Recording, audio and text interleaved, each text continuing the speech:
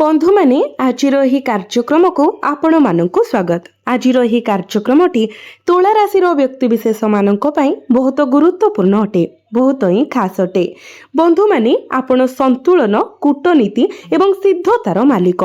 आपण सर्वदा जिनिस गुडी को नियंत्रण रे रखिबाकू चेष्टा करंती एवं प्रत्येक समीकरण को परिचालना करिबा आपणक पई द्वितीय स्वभाव। तथापि अगस्ट 12, 2026 रे किछि घटिबाकू जाउछि जहा आपण स्थापन करिथिबा सतर्कतार सहित संतुलित व्यवस्थार मूल दुआ को हलाई देब। कर्कट राशि एवं अश्लेषा नक्षत्र रे संगठित हेउथिबा सूर्य पराग आपणकर दशम भाव रे एक मानसिक एवं ज्योतिष छड़ आनिछि। एही भाव आपणकर क्यारियर एवं सार्वजनीन स्थिति को नियंत्रण करे, जहाको अणदेखा करिबा एक गुरुतर भूल होई पारे। आपण जड़े उच्च पदाधिकारी, जड़े सरकारी अधिकारी, जड़े शिल्पपति, जड़े कॉर्पोरेट, जड़े नेता किंबा जेकोसी क्षेत्र में थांतु, ताहा छोट हेउ किंबा बड़, एही सूर्य पराग आपणक जीवन रे एक व्यापक परिवर्तन आनिबाकू जाउछि। एहा सीधा सड़क आपणक पदवी, आपणकर प्रतिष्ठा एवं आपणकर निष्पत्ति नेबार क्षमता को प्रभावित करिबो। एवं मने रखंतु, एही वीडियो रे मो आपणकर कार्यालय किंबा व्यावसायिक क्षेत्र उपरे वर्तमान घोरुथिबा एक लुक्कायित विपद प्रकाश करिबि। सेही अंश हराइबा द्वारा वर्ष वर्षर कठिन परिश्रम एवं आपणकर प्रतिष्ठा मुहूर्त रे बाजी लागि पारे। यह केवल एक भविष्यवाणी नुहे, यह आपणक पई प्रस्तुत बंचिबा एवं निष्पत्ति नेबा पई एक ब्लूप्रिंट। बंधु माने एही मासरे आकाश रे गुरुत्वपूर्ण परिवर्तन घटुछि। शनि मीन राशि रे बक्री गोचर करूछंती, जेतेबेले कि राहु कुंभ राशि रे गोचर करूछंती एवं भ्रमर जाल बुणुछंती एवं केतु सिंह राशि रे गोचर करूछंती। तथापि अगस्ट 12, 2026 राति 9टाରୁ 1:30 मध्यरे हेबाकु थिबा सूर्य पराग उपरे ध्यान केंद्रित करंतु। जदिओ ई सूर्य पराग भारत रे दृश्यमान हेबो नाही, किंतु ज्योतिष दृष्टिकोणरू महाजागतिक शक्ति रे एक विशाल परिवर्तन अनिवार्य भावरे समस्तंकर अवचेतन मन को प्रभावित करिबो। बंधु माने आपणक राशि रो अधिपति हेउछंती शुक्र। आपण सौंदर्य, संतुलन एवं एक उच्च श्रेणीर प्रतिनिधित्व करती। तथापि अगस्ट 12 तारिख रे जेतेबेले सूर्य पराग हेब, एक असाधारण महाजागतिक मिश्रण घटिब। कर्कट राशि मध्यरे आपणकर दशम भावरे क्यारियर, स्थिति, कर्तृपक्ष, व्यक्तित्व एवं सामाजिक स्थितिर भावरे सूर्य पराग घटिब। कर्कट राशि हेउछि चंद्रଙ୍କ द्वारा शासित एक जल तत्वर राशि। पराग समय सूर्य एवं चंद्र उभय अश्लेषा नक्षत्र रे गोचर करिवे। अश्लेषा बुधଙ୍କ द्वारा शासित एवं सर्प द्वारा प्रतीकित। गुप्तता, एक गुप्त आघात एवं एक कड़ा बंधनकारी धरिबा को प्रतिनिधित्व करे। एककालीन कर्कट राशि मध्य गुरु एवं बुध पुष्य नक्षत्र देई गोचर करिवे। पुष्य नक्षत्रर अधिपति हेउछंती शनि, जे कि कर्म, पालन पोषण एवं न्यायर प्रतीक। तेबे ई सूर्य पराग परे कोन हेबो? आपणकर दशम भाव आपणकर क्यारियर, स्थिति एवं सरकार, मालिक एवं समाज सहित ठिया हेबा। चारोटी ग्रहर एक महान संयोग देखिबो। सूर्य, चंद्र, गुरु एवं बुध एक ग्रहण अंधकार आनी थाए, जहा प्रभावशाली भावरे शक्ति प्रवाह को अवरोध करि थाए। यह आपणक क्यारियर क्षेत्र रे एक अस्थायी काली बुझाए। परिस्थिति हठात आपणक नियंत्रण बाहर को घूर्णन करिबा परि देखा जाय पारे। सत्य अस्पष्ट होई पारे, जेतेबेले कि मिथ्या विश्वासयोग्य मने हुए। बंधु माने आमे नियमित भावरे आपणको वर्तमानर ग्रह परिवर्तन विषय सूचना देउछु, किंतु यह आपणकर व्यक्तिगत जन्म कुंडली रे दशा एवं अंतर्दशा उपरे ही संपूर्ण भावरे निर्भर करे। एही सूर्य पराग आपणकर दशम भावरे घटुछि। सूर्य आपणक एकादश भावर अधिपति। दशम भावरे ग्रहण दोष द्वारा पीड़ित। यह प्रायतः प्रमुख निवेशक एवं प्रभावशाली व्यक्ति मानक समर्थन को बाधा दिए। दशम भावर अधिपति चंद्र अर्थात आपणक वृत्तिगत कार्यर कर्ता, आपणकर कर्मेश अश्लेषा नक्षत्र मध्यरे निज गृह रे अवस्थित। राहु केतु अक्ष द्वारा पीड़ित। यह आपणकर नेतृत्व को भावप्रवण असंतुलन कराइब। तृतीय एवं षष्ठ भावर अधिपति गुरु आपणकर दशम भावरे गोचर करुछंती। यह संभाव्य आईनगत एवं सरकारी बाधा को सूचित करे।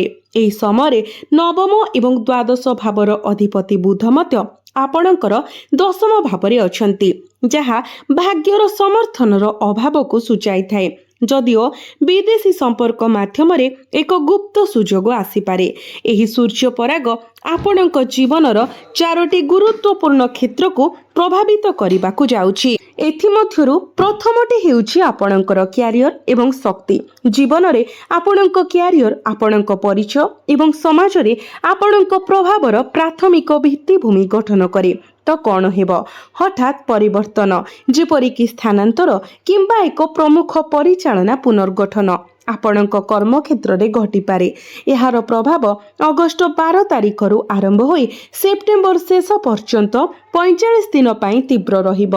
उदाहरण स्वरूप एक पुराणा नियम किंबा एक दीर्घ समय धरी पड़ी रहिथिबा फाइल हठात पुनर्बार देखा जाई पारे, जहा आपणक अधिकार को प्रभावित करिब।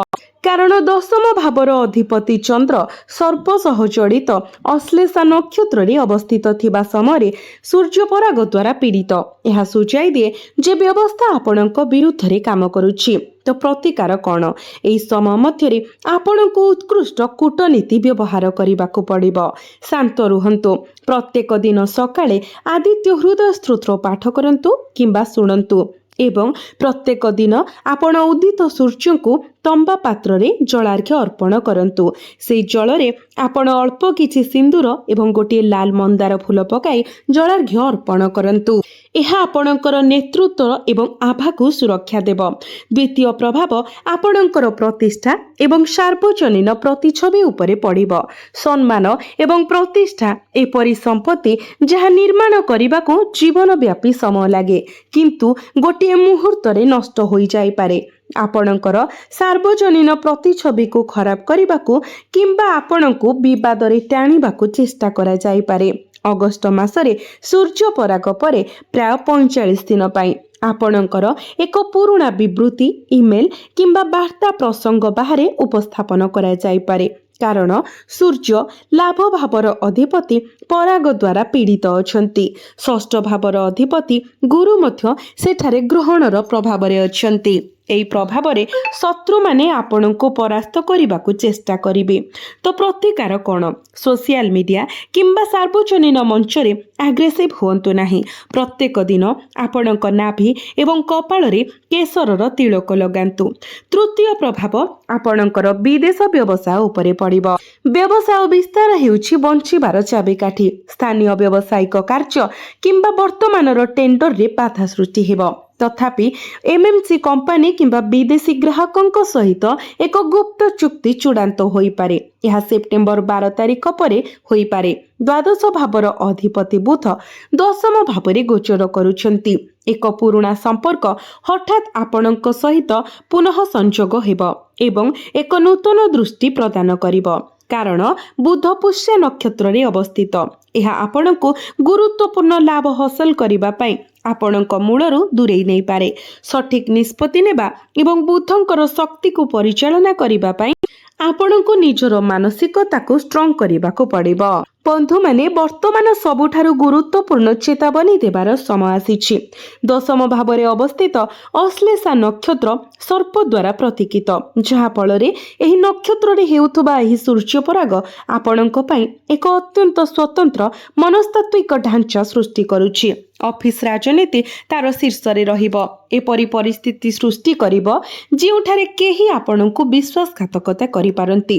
अश्लेषा नक्षत्रर प्रकृति सूचाई दिए जे विपद सामनारू आसीबो नाही, बरं आपणक निकटतर केही जणे विश्वस्त सहकर्मी, जणे व्यावसायिक अंशीदार किंबा जणे अंतर्निहित व्यक्ति गुप्त भावरे आपणक विरुद्ध रे काम करि पारंती। एथिरे क्लाएंट तथ्य स्थानांतर आपणक विरुद्ध रे परिचालनार मन को विषक्त करिवार षड्यंत्र किंबा एक गुरुत्वपूर्ण चुक्ति रे आपणको बाईपास करिबा पई एक योजना अंतर्भुक्त होई पारे।